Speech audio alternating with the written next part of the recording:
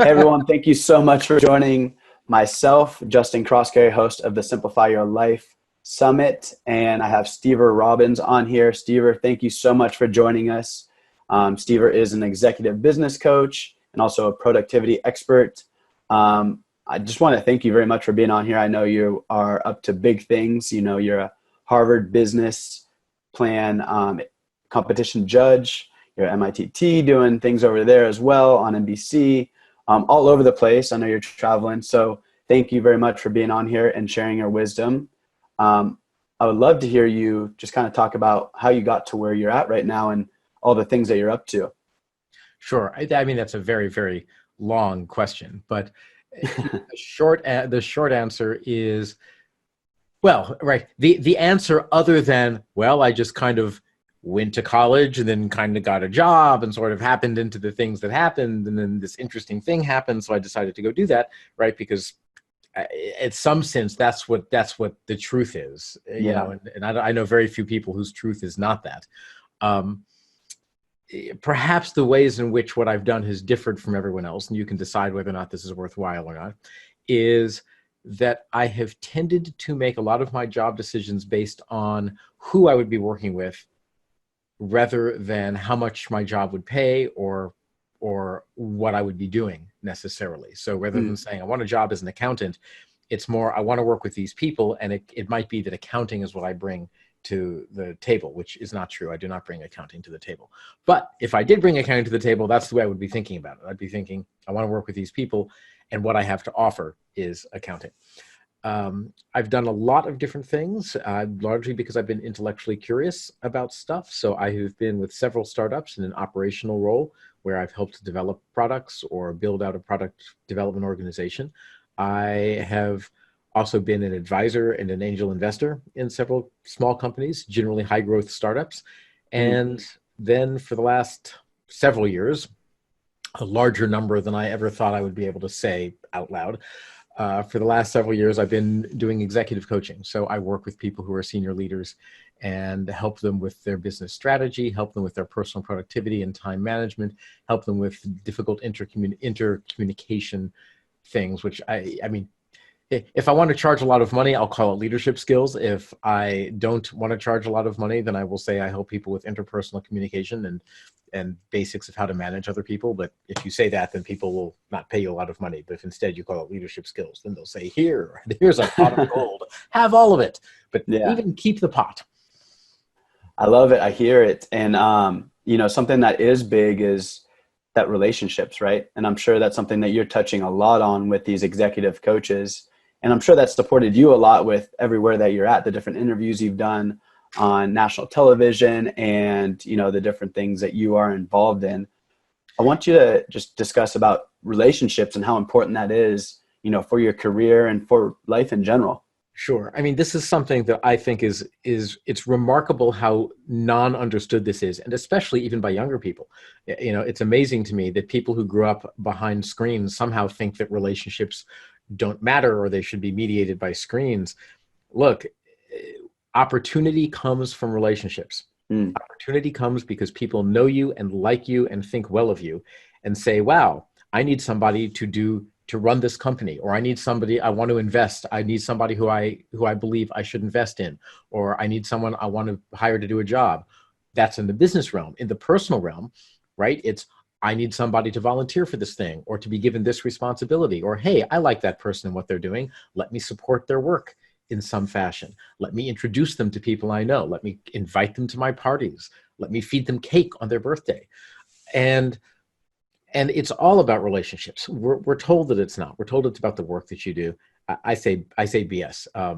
If you even look without trying very hard at who's in power at your company, I mean, one person company, so you're in power. But if you're part of a larger organization, take a look at who's in power and ask yourself how many of those people are in power because they are the smartest, most capable people for their job, and how many of them are in power because someone liked them. They had the right relationships to be able to get to where they wanted to go, and they made it there.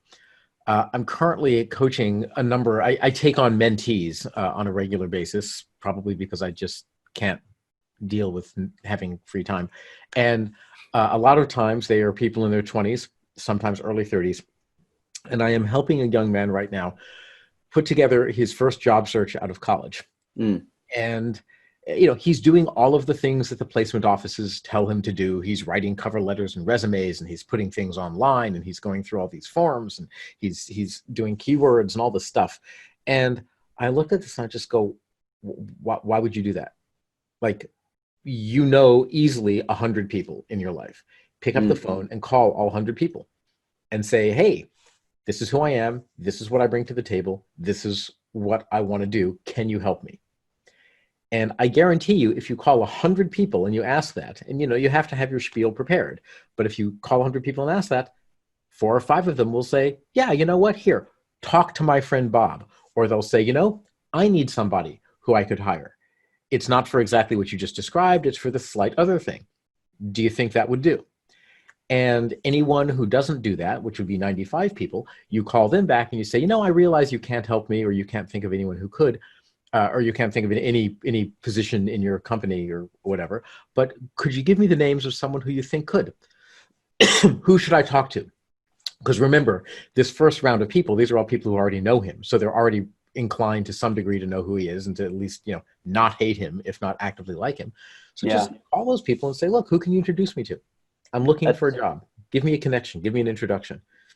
I love that. And that is a really simple step that you can make, right? Versus going on the internet and Googling all these different companies, what you're looking for, reaching out to someone you already have that connection with. Yeah. And you're going to bypass a lot of the beginning stages of when you are looking to go into that business, or if you are looking at that, you're bypassing the other 100 applicants or whoever else is on there and getting straight to the point. And that's something I think that is missed too, is that interpersonal connection over the phone rather than just on email. One of the simplest things, on the talk of simplicity, my mother told me to do when I was, or my aunt and uncle adopted me.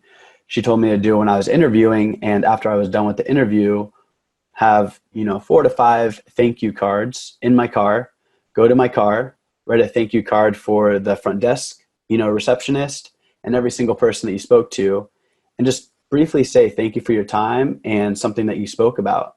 And it's such a simple thing, handwritten, versus an email, that sets you apart from everyone else. And also, I've kept relationships with people that maybe I didn't go to that company, but I've kept relationships with them because it was something that was simple and stood out.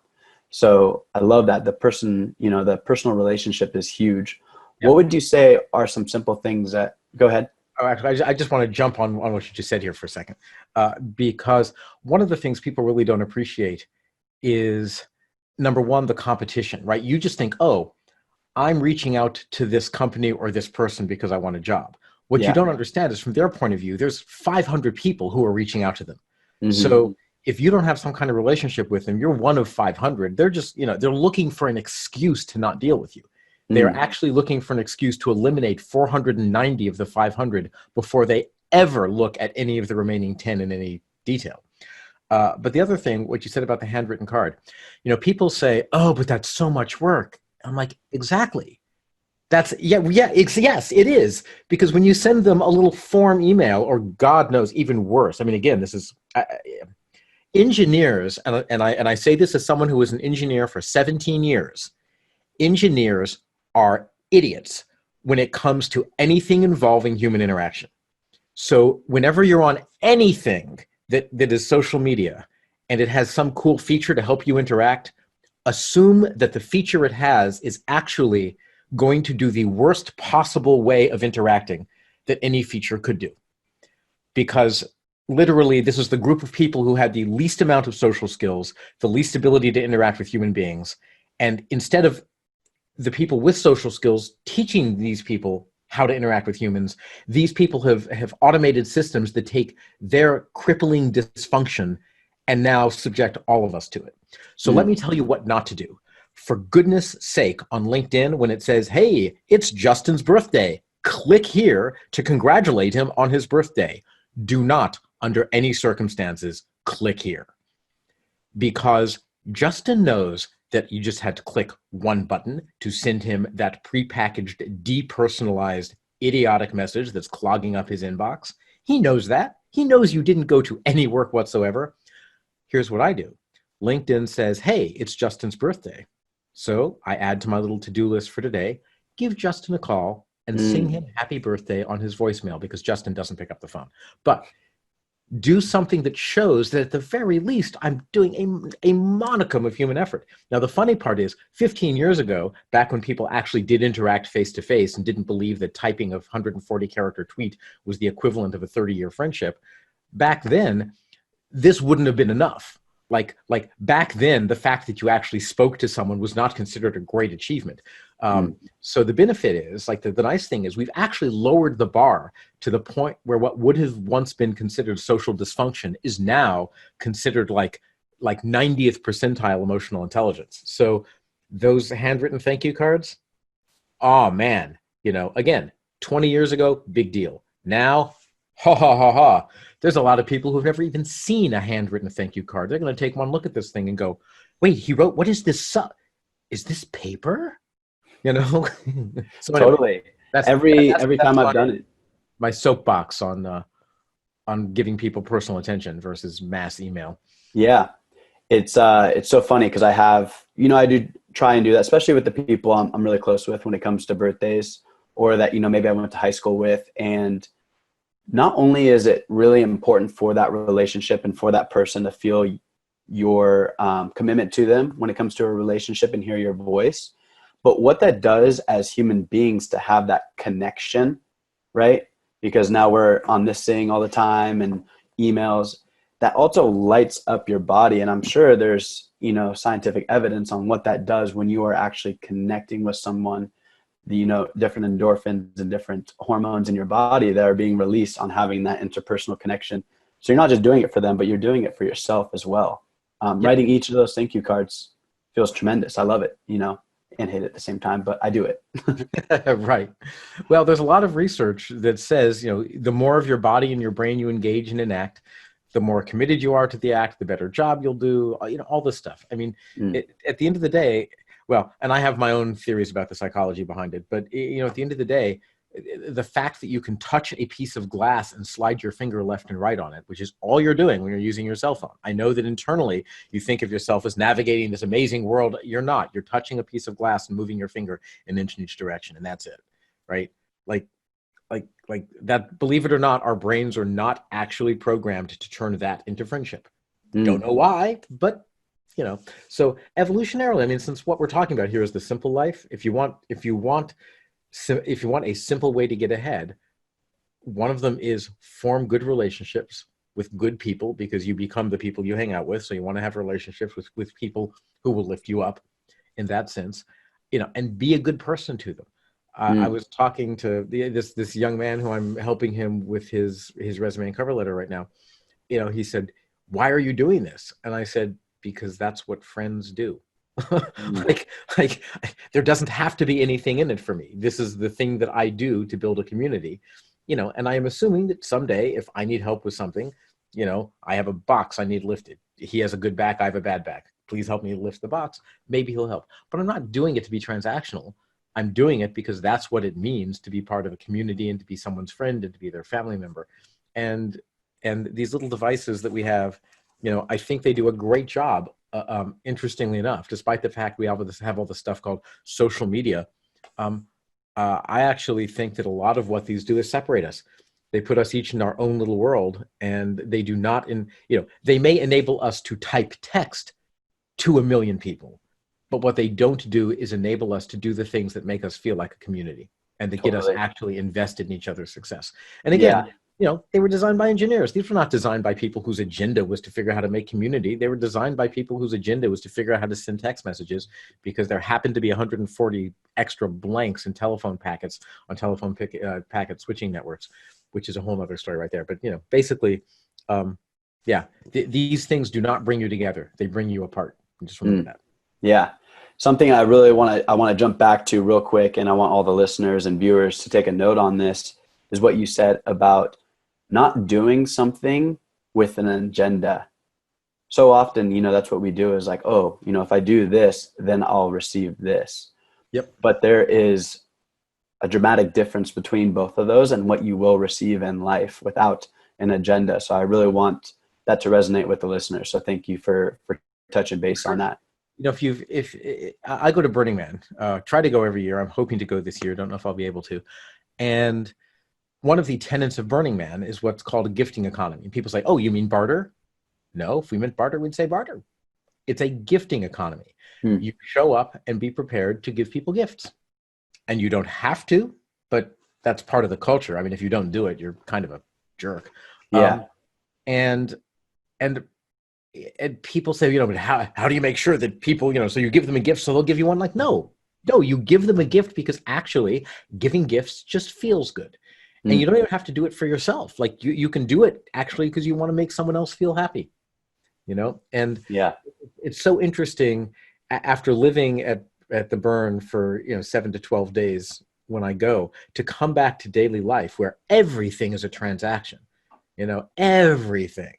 And I'm just like, wow, like, how did we get so lost? Because it's quite possible, if you believe the book Sapiens, which is the only book I've ever read on the anthropology of how humans evolved where we did stuff for each other because we were all humans trying to survive in a group, and you just helped each other out. You didn't keep detailed track down to the penny, all this stuff, you did stuff. And so our brains developed so that when we do things for other human beings without expecting it to be a transaction, if we just do it because we want to do something for another human, we feel good and they feel good. And interestingly enough, they feel obligated to respond.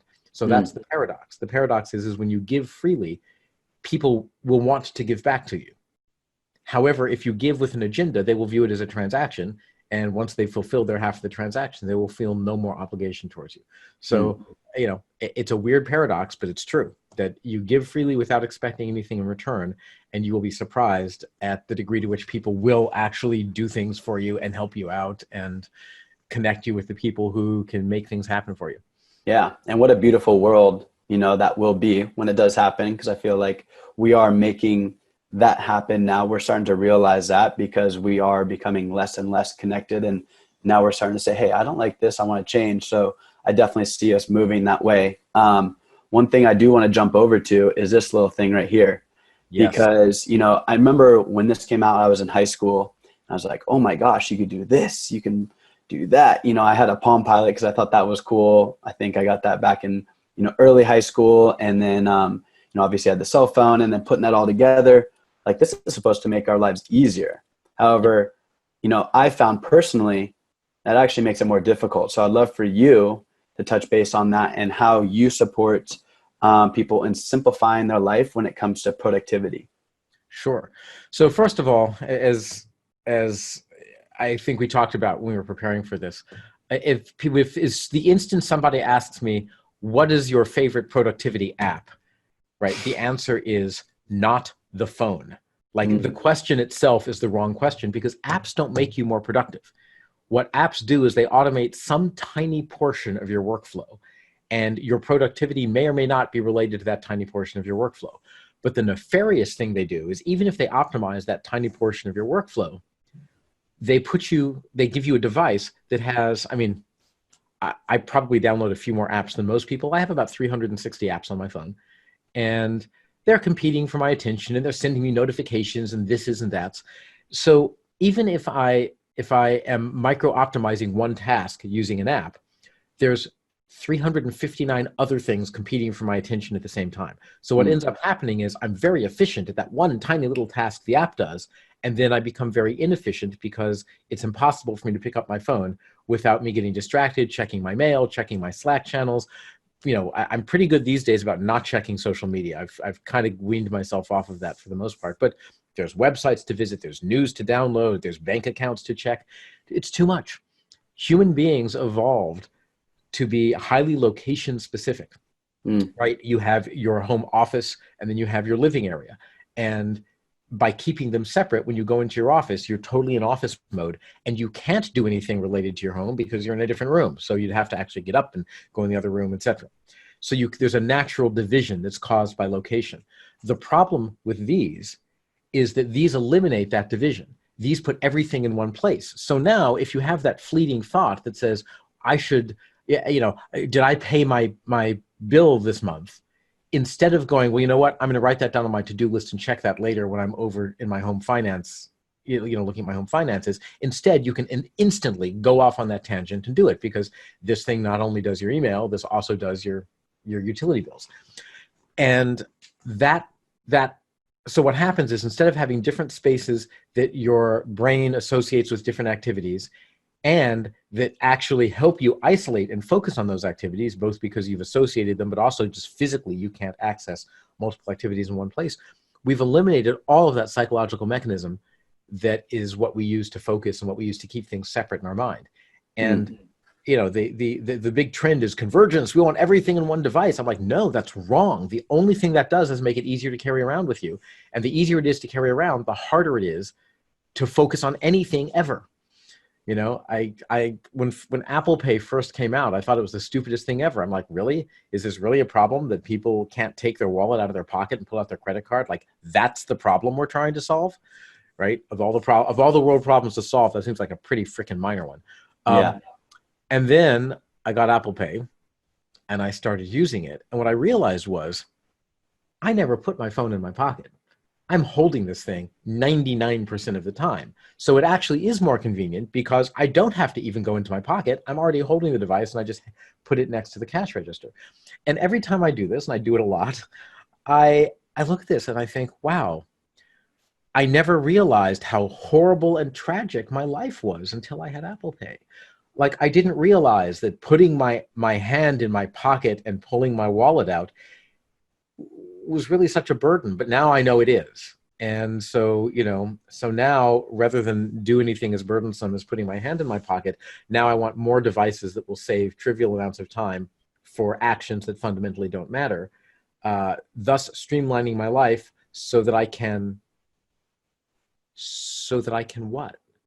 Like, it's not like I'm using this time that I'm saving on any grand thing. All I'm doing is using it to stuff more social media or read more random articles that are suggested by social media sites. And by the way, think for yourself. Don't, turn off the frickin' trending lists and actually ask yourself what you're interested in and seek that out, as opposed to letting someone else dictate what should go in your brain. But what I realized is that these little productivity saving devices aren't actually moving my life in any useful direction. So what you need to do is have some theories to why you're using a particular productivity saving device. Like, what is it that you're actually trying to accomplish? Because if I had to list all of the problems in my life, pulling my wallet out of my pocket might actually be at the very, very bottom of the list. Now, it's true. When someone solves that problem, I notice it. However, I'd notice it a heck of a lot more if they could solve the problem of me not being paid enough to have a living wage and be able to live in the city where I grew up in, or solve the problem that maybe I have different colored skin and systematically can't get paid more than 30 cents on the dollar compared to other people who of similar intelligence, or maybe solve the problem of, average temperature records keep getting broken every single year over and over and over. And if this continues, our crops are going to die. Like those are the problems we should be thinking about working on and seeking to solve. And instead we're worrying about, can I open this with a thumbprint because touching a piece of glass 4 times to type in a pin is so much effort. I mean, think about that for a second, right? And now we've decided even touching the piece of glass is too much effort. We just want to have this pointed somewhere towards our face. I'm like, really? How about fix the frickin' keyboard on this thing so that I can type on it without having to stop every 3 words and make sure it got the letters right? Like, if you want productivity, and you want to turn this into a productivity device, that's the problem you should be solving. But the thing is, that's not a fun problem. And engineers don't actually care about solving problems. At least the ones in Silicon Valley don't seem to. What they care about is working on fun problems. So question for you. If I'm, it's Friday. For those of you watching, we're recording this Friday afternoon at the end of the day, so I'm a little bit punchy. I'll be much. I love it. No, I love the passion. I love it. So if I am a viewer or a listener, right, and I'm just in my head, I have so many different things going on.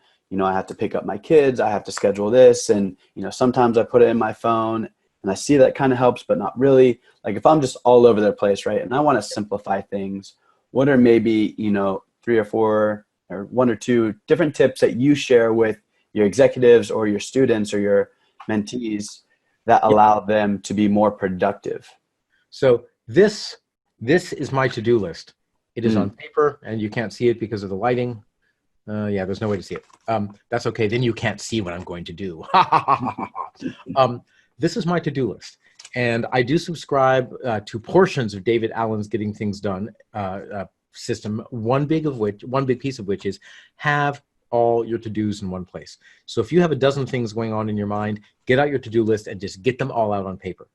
Once they're out on paper, you can refer back to it, or you don't have to. I know that for me, just writing them on paper causes my brain to relax enough that then I kind of just keep track of the ones that are most important in my head, and I kind of do them little by little.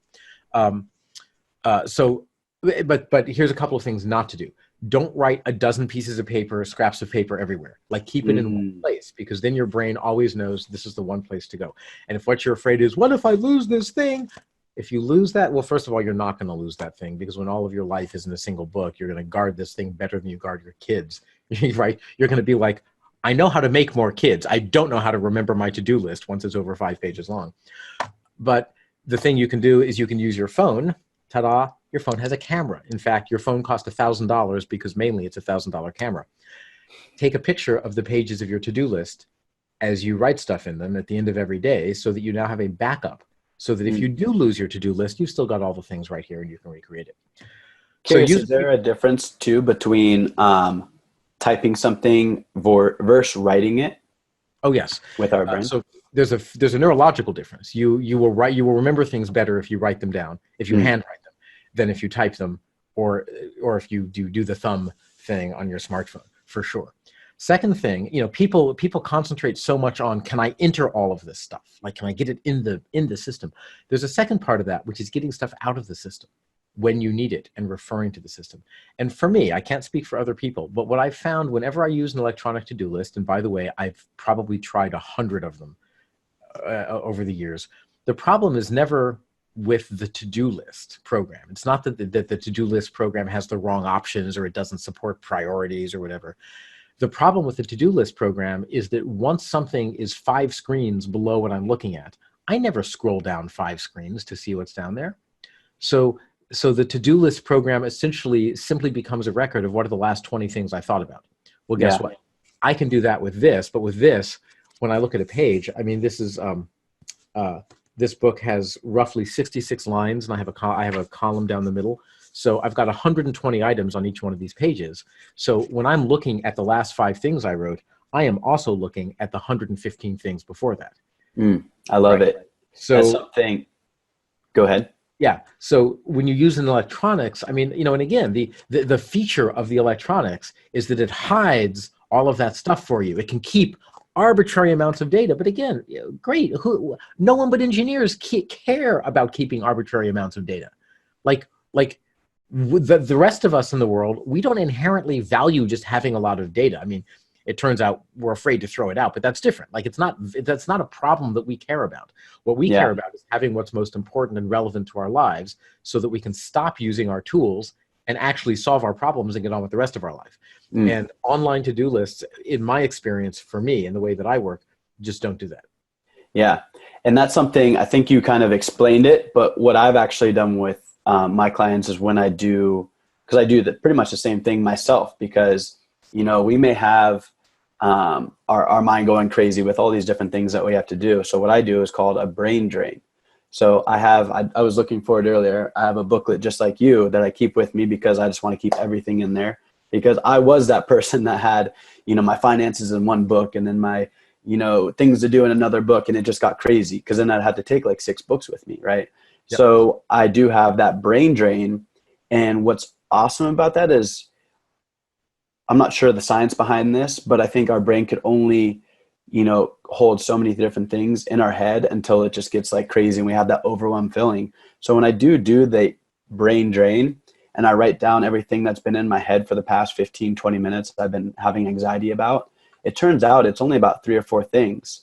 What I do, is circle the top things, and then I write on the right-hand side of it, how long is it going to take me? I always give myself a little bit extra time. So for example, washing my car. If I know that's going to take me about an hour, I'll put like an hour and 15 minutes. And then I can say, this is what I can do today based on the time I have allowed. And this is what I can do tomorrow. But what that does for my anxiety and my feeling inside my body is amazing. And that's exactly what you were talking about, is a brain drain, getting it out of here onto there. So a couple things about that. One, I have never met a productivity expert who uses apps like that.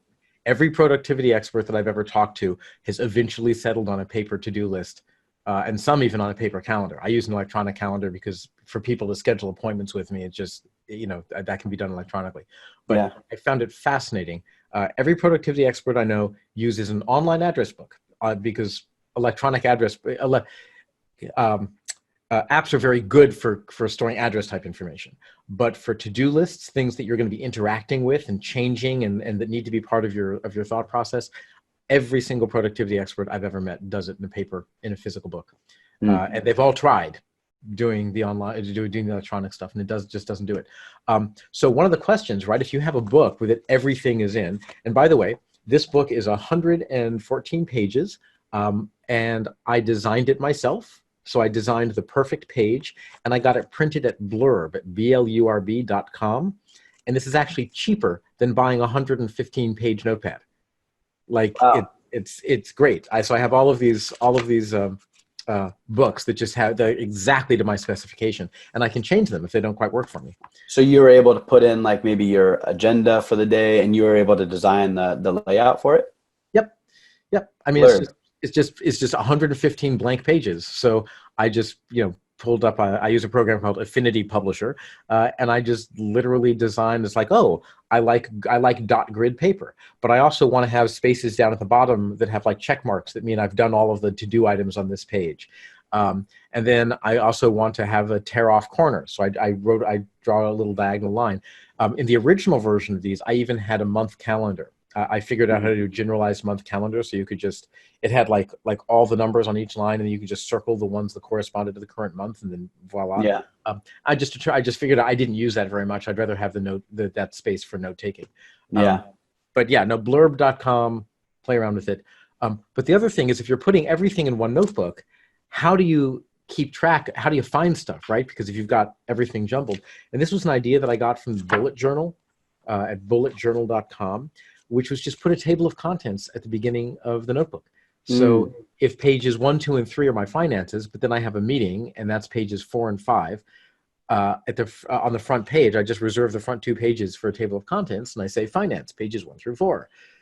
Meeting with Justin, pages 5 and 6, etc. And it becomes super easy. I can put everything in one book. I can then find it again. It's a wonderfully simple system, and it doesn't rely on $1 trillion network and 500 apps and all that. Yeah. Now, that said, for reference material, I use apps out the wazoo. So, for example, on Apple Notes, when I have an agenda, like if I'm going to be having a meeting with someone, I have an entire folder of notes in my Apple Notes called agendas. Every note is titled agenda and then a person's name. So yours is, agenda.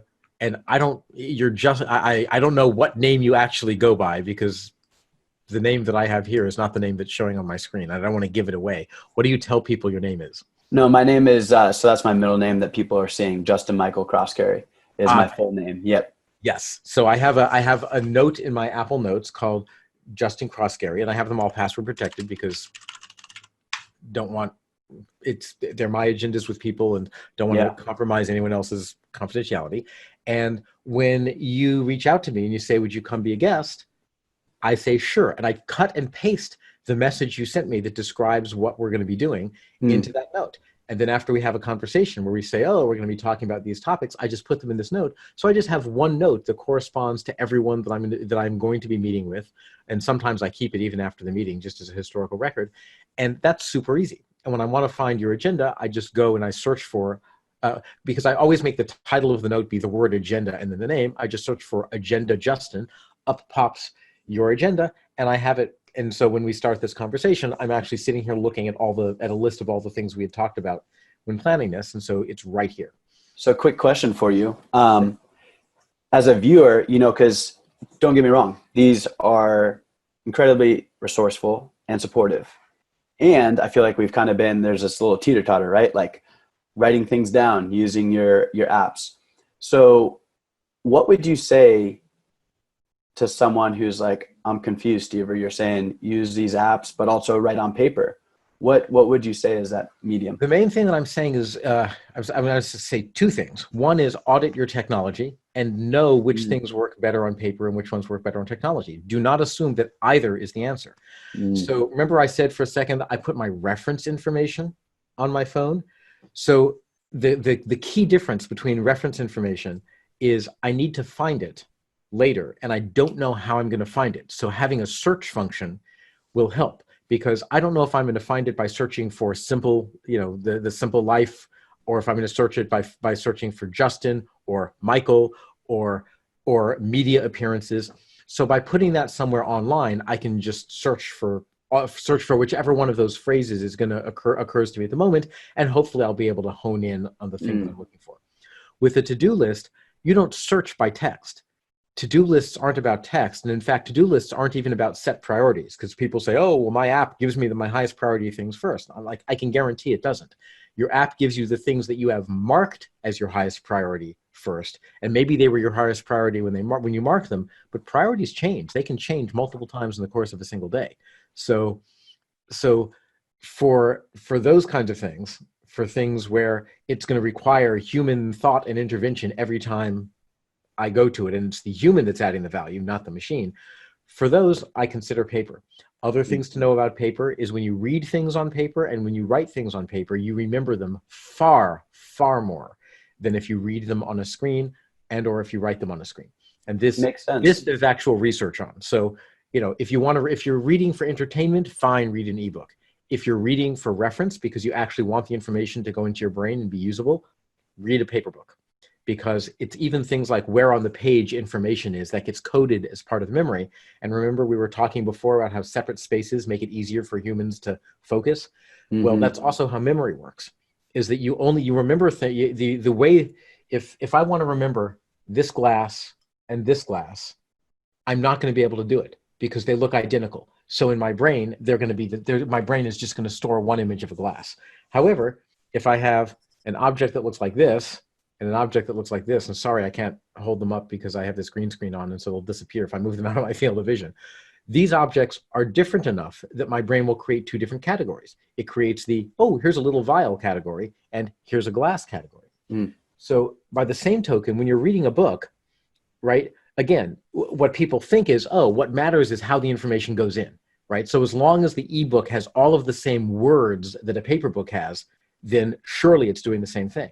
But again, no, because the other thing that a physical book does that the ebook doesn't is the physical book gives you enough context so that it keeps the different pages even of the book separate.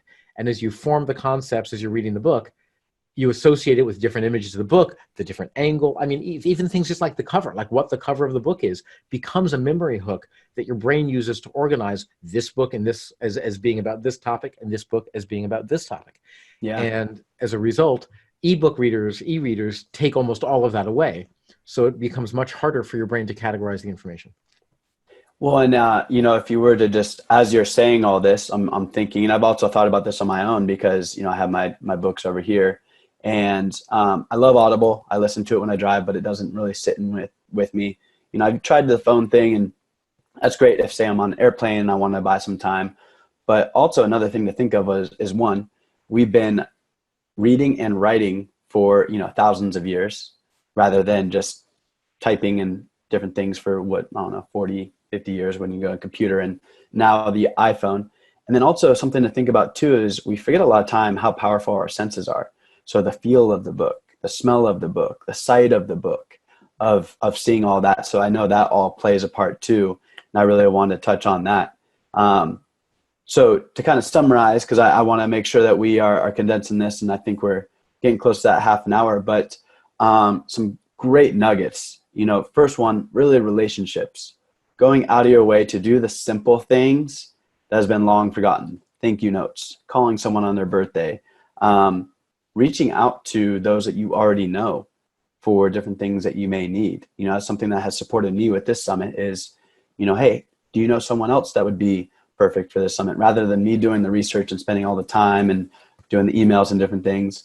And then jumping into what works with the phone, we talked about finding what works for you. Now, maybe that might be an app, maybe that might be a planner, but also finding, I love how you touch base on searching, because yes, you can't search through a book as easy as you can searching on your phone. So that's something to keep in mind too. Find what really works for you. Someone who is an engineer versus someone who is, maybe more social, outgoing, promotional kind of person. They're going to have different things that they like and works for them. Now, I know you do, I know you have a plethora of knowledge and we can talk for hours, but I would love for you to share the free gift that you have for all the listeners and the viewers as well, because that will open up more of these, amazing ideas that you do have as well. I hope so. And you have the URL, right? Because I don't remember the URL at this point. I do. I should have typed it in my agenda note, forgot. So yeah, what the gift is, it's chapters 1 and 2 of my book. My book is called The Get It Done Guys, Quick and Dirty Tips to Work Less. No, that was my podcast, which I stepped down from after 12 years this January. It's called The Get It Done Guys, 9 Steps to Work Less and Do More. And what the gift is the first 2 chapters. Chapter 1 is on how to align your life behind your highest goals. Remember, I've kind of said a few times in this conversation, you need to know why you're doing something and measure the effectiveness of a tool against the purpose of the tool. Yes. Well, that also applies for how you spend your time. It applies for the people you surround yourself with. Chapter 1 of my book is how to identify what's most important to you and then how to make sure that your life is aligned behind whatever that thing is. And then chapter 2 is called Stop Procrastinating. So read chapter 2 first, and then it'll be very ironic. But chapter 2 is it's about exactly what it says, stop procrastinating. Because, first of all, of people who procrastinate, which from what I'm told is about 90% of the population, we all think we're the only ones who do it. No, everyone does it, except for that 10% who must have something wrong with them.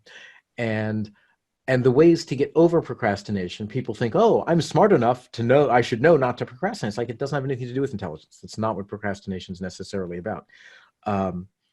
But so the Stop Procrastinating chapter will help you stop procrastinating. Yeah. And so those 2 chapters, you get them for free. Yeah. I'll probably try to pitch you on joining a Get It Done group, which are accountability groups that I use because they solve the problem of keeping people on focus over an extended period of time. Because as a self-employed person, I noticed it was way too easy for me to get distracted by shiny objects. And then 3 weeks later, I still hadn't finished my day's goals, from 3 weeks ago. And I was like, I need a boss. I need somebody, but a good boss. I need the perfect boss. And it turns out that other people also need a boss. So we all get together and be each other's boss in a good way. They're very powerful. Yeah. And for all the listeners and viewers, correct me if I'm wrong, but Stever, your podcast that you had just mentioned that you are stepping away from, the Get It Done podcast was number 1, correct? It was number 1 in the business category for many, many years. And it was as high as number 3 on iTunes overall, like out of all categories. I don't know what it is these days because someone else has taken it over. But if you search for it on the top 10, the business top 10, probably on Tuesday afternoons, because Tuesday is the day that new episodes get out, it's probably there. And it certainly was in the top, that front page of iTunes. If you look, the new and recommended, it basically was there the entire time the podcast existed, or the entire time that I was hosting it. So yeah. So if you're looking to get it done, this is the guy right here to help you get it done. And he started that podcast. So definitely check that out. Where else can these listeners and viewers find you? The best way to find me is probably to go to getitdonegroups.com, which are what I'm working on now. You can also visit my personal website, which is steverrobbins.com. That's where I market my coaching services. But for productivity related things, getitdonegroups.com, and I think there's a contact form there and you can contact me through that. Perfect. Well, thank you so much, Stever, for hopping on here. I know you're a busy guy, and thank you for all the nuggets that you just dropped. I'm going to have to rewatch this and take some notes myself because it was great. So I appreciate it. And thank you again for your time. Thank you very much for having me. It's been a pleasure. Yep.